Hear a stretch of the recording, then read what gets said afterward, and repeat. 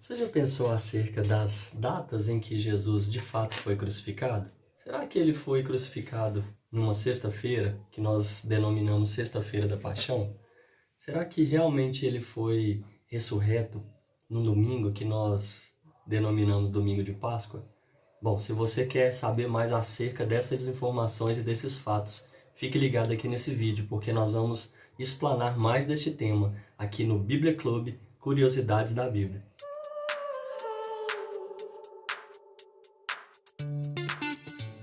Olá, que a graça, que a paz, que o amor, que o favor de Deus seja com você mais uma vez.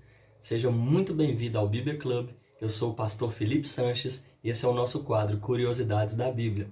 E hoje nós vamos falar acerca das datas que nós temos como tradição para a crucificação, para os 3 dias em que Jesus esteve no seio da terra e para a ressurreição de Cristo. Essa informação ela é colocada como uma tradição para nós de que aconteceu a crucificação numa sexta-feira e que, passado os 3 dias, Jesus ressuscitou num domingo que nós chamamos de Domingo de Páscoa. Se nós formos analisar com bastante critério, nós achamos pelo menos 3 problemas que eu vou citar aqui para vocês nessa narrativa. O primeiro problema que nós encontramos é que os 3 dias, eles não batem. Se nós pensarmos que Jesus ele foi crucificado às 9 da manhã da sexta-feira e ele entregou o seu espírito às 3 horas da tarde desta mesma sexta-feira e começarmos a contabilizar os 3 dias, nós vamos ver que essa informação não está muito correta. Vamos lá. Se foi às 3 horas da tarde na sexta-feira, às 3 horas da tarde de sábado, teríamos o primeiro dia. Às 3 horas da tarde de domingo, teríamos o segundo dia. Às 3 horas da tarde de segunda-feira, teríamos o terceiro dia. Bom, então aqui nós já podemos ver que não seria a ressurreição em um domingo, e sim em uma segunda-feira. Mas uma informação para que nós possamos fazer esta análise, ela já vai nos garantir nas Escrituras que no domingo, o primeiro dia da semana, certamente Jesus já estava ressurreto. E essa palavra nós podemos encontrar aqui em Lucas 24. Vamos ler? Mas já no primeiro dia da semana, bem de madrugada, foram elas ao sepulcro levando as especiarias que tinham preparado e acharam a pedra revolvida do sepulcro. As mulheres que seguiam Jesus haviam preparado especiarias para passar no corpo de Jesus e então elas foram até o local do sepulcro onde estava o corpo. E ao chegarem lá, a pedra que estava tampando o sepulcro já estava revolvida. E ao entrarem lá, os anjos do Senhor já estavam lá. E eles disseram para elas: por que procuram entre os mortos aquele que vive? Jesus já estava ressurreto. Nós podemos já ter esta data como uma informação oficial. No domingo, bem de madrugada, Jesus já havia ressuscitado.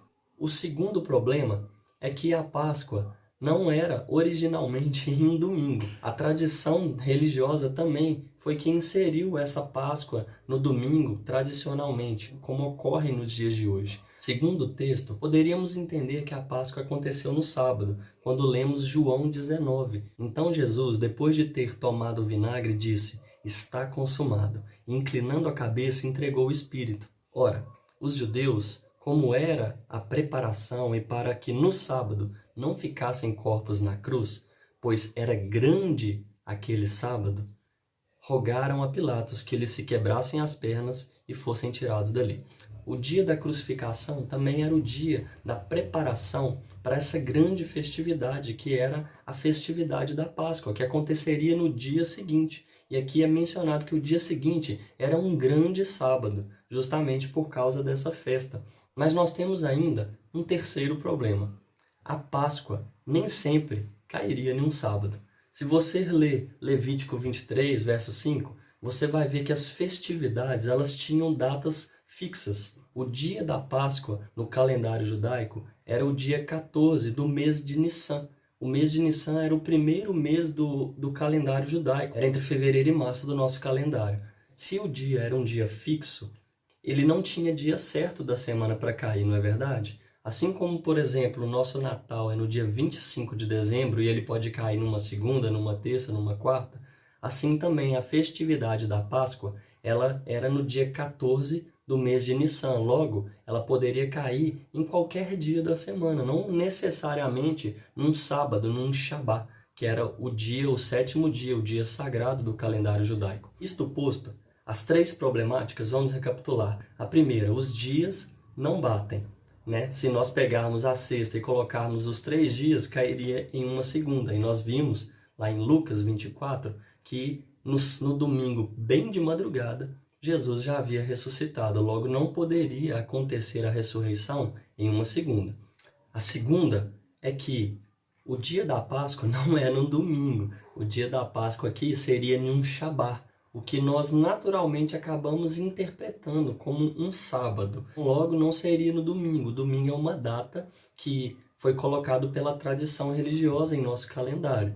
E o terceiro problema é que o dia da Páscoa era uma data fixa do calendário judaico, o dia 14 do mês de Nissan. Se fosse realmente sempre em um sábado, nós teríamos um problema, porque nem sempre o dia 14 cairia em um sábado, em um Shabá.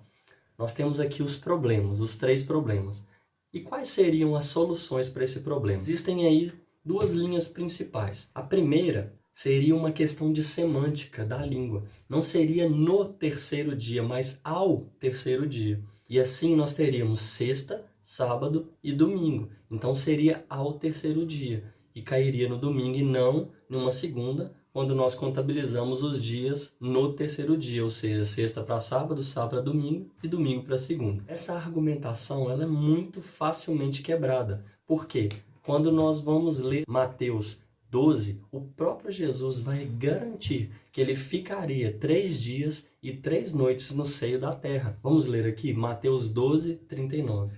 Mas ele lhes respondeu: uma geração má e adúltera pede um sinal, e nenhum sinal se lhe dará, senão o do profeta Jonas. Pois como Jonas esteve 3 dias e 3 noites no ventre de um grande peixe, assim estará o Filho do Homem 3 dias e 3 noites no seio da terra. Para nós interpretarmos isso melhor, nós precisamos entender um pouquinho sobre o calendário judaico e tomarmos estas informações que nós já temos. Uma das informações é que no domingo, o primeiro dia da semana, bem de madrugada, Jesus já havia ressuscitado. Nós precisamos fazer esta contagem para trás para chegarmos no dia, não é verdade?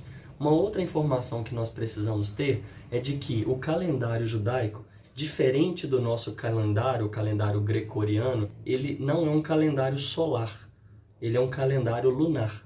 O calendário lunar, ele funciona da seguinte forma: assim que o sol se põe, já inicia o outro dia. Tendo esta informação como base, nós teríamos uma quarta-feira como dia. Mas Felipe, como nós podemos dizer que foi numa quarta, se o próprio texto nos fala que no dia seguinte seria um sábado, um grande sábado? Bom, aqui nós temos uma informação bem interessante.